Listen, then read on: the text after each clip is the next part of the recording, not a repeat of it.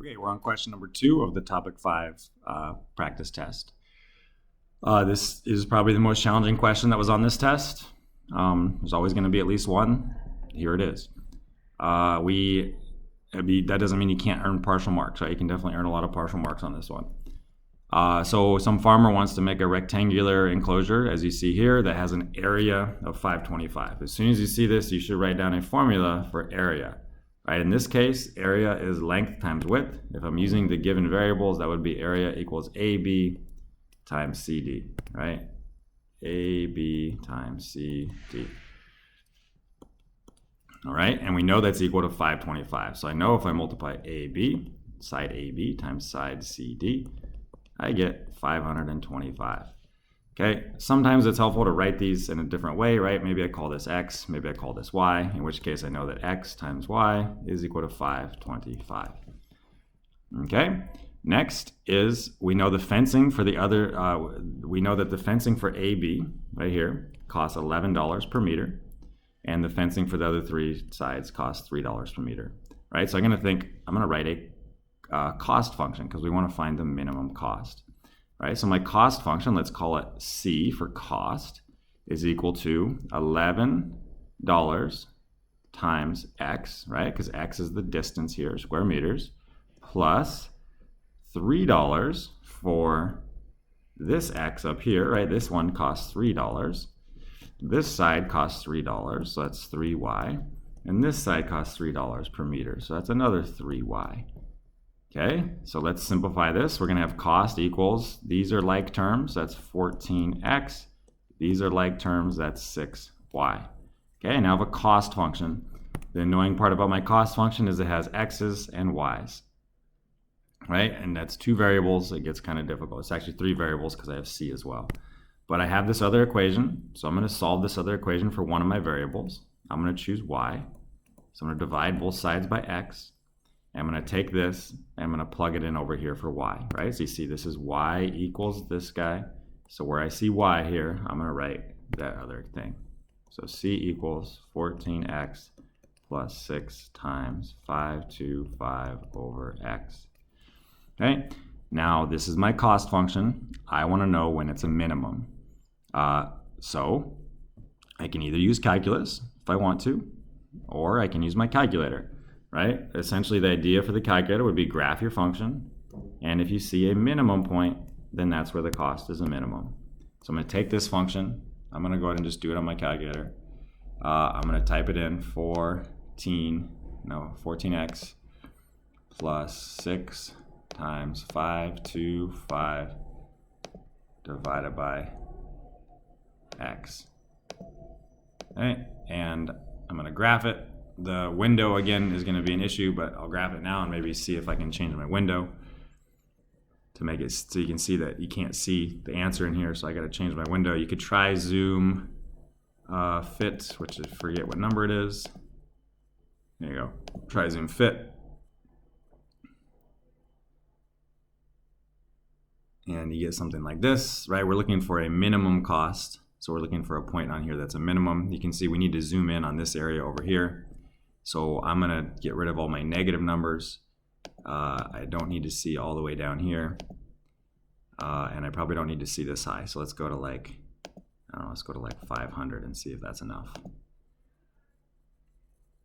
And negative x values don't make sense. That wasn't enough. So I need to go further this way. Let's go to 50. And I need to go higher up. Let's go to 5,000. Right, we're just trying things, see if we can get it to work. There you go. So you see the cost goes down. So it's initially quite high, goes down, and then it starts coming back up again, right? So there's some minimum over here. We're going to find the minimum by doing second trace. Minimum. Left bound, I just need to make sure I'm left of the minimum, so you can kind of watch your y values here. You see they're going up, up, up, which means the minimum was definitely to the right somewhere. Right bound, you can watch that y value, watch it go down, and then as soon as you start seeing it come up again, right? So let's do that again. You can see it goes all the way down to 420, and then it starts coming up again. That's your right bound. And then guess is just press enter. And we find that the minimum occurs when x equals 15. Okay, so the minimum is when x equals 15. It's asking for the minimum cost. So I need to go up to my cost function, which is here, and plug in 15. Okay, in order to show some working here, I'm going to draw this graph, right? So I'm going to draw kind of what it looks like. And at this point right here, I'm going to write 15,420, right? I actually don't need to plug in anything because my calculator is telling me that the y, in this case, which is cost, right? Because the y over here is c, is 420. So the minimum cost is $420. That minimum cost occurs when x is 15. So when the side AB is 15 meters long. Okay? Just real quick, I'll show you the other way to do this, right? So method 2, taking over from this point, I could use calculus. In order to do this, I'm first going to simplify my expression. So I'm going to do 6 times 525, which is going to give me 3,150 over x. In order to take derivatives, I need everything to be in the numerator, so I'm going to write this as 3,150x to the negative 1 power, right? It's positive down here. When you bring it up, it becomes negative. Now I'm going to take the derivatives. This is dc dx. I'm taking the derivative of the cost with respect to x. That's because there's a cost, a c here, and an x on this side. Okay, and that's going to give me 14 minus, right? The rule is you bring this down, and then you subtract 1. So it's going to be minus 3,150 x to the subtract 1, I get negative 2 power. Okay? We have minimums when, for example here, when the slope is 0. Remember, the derivative tells us the slope. So when the slope is 0, we have a minimum. So I'm going to set this equal to 0.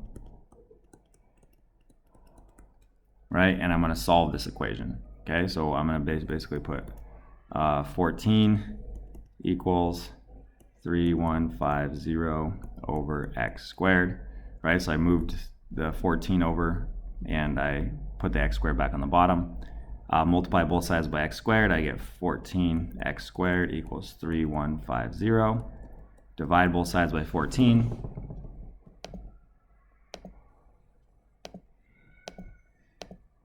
And we get 225. And then take the square root of both sides, right? So we're going to say second square root of this guy gives us 15, right? In this method, you get 15 as a value. It could be a minimum or a maximum, right? Because maximums have 0 slope as well. But in this case, we kind of know it's a minimum from the graph. To find the y value, I need to take this 15 and plug it into my original function, right? I already have my original function here. So one easy way to plug it in is, again, on this graph, we can say second trace value, and then I want when x is 15, and it'll give you that y value.